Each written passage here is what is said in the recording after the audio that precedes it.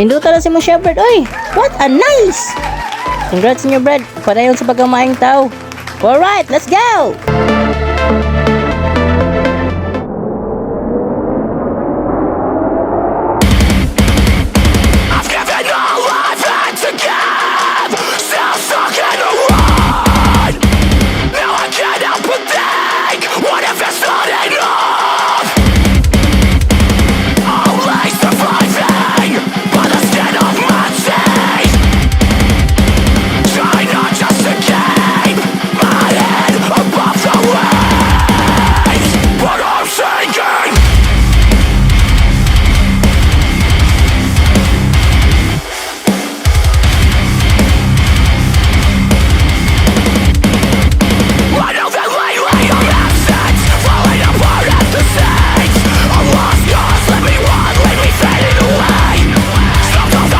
Yo, what's up mga angkot? Hinaot unta ko nga nalingaw mo sa akong video.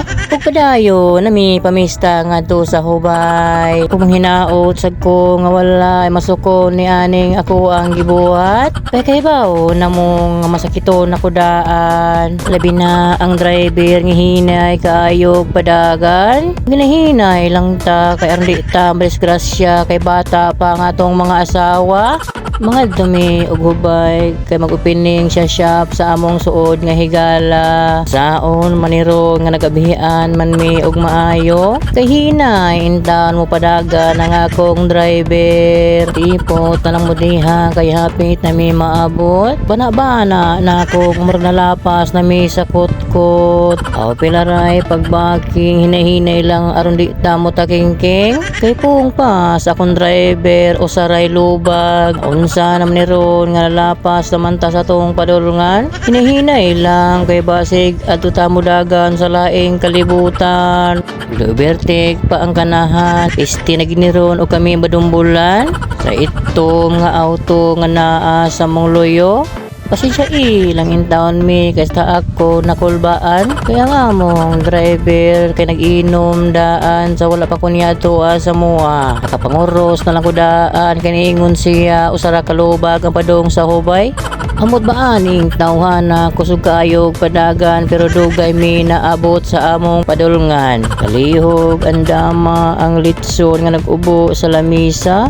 Kay hapit na mi maabot diha sa inyo ha.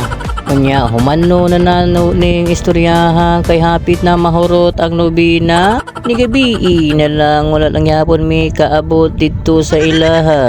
Og sa wala damha naabot lang ni galit.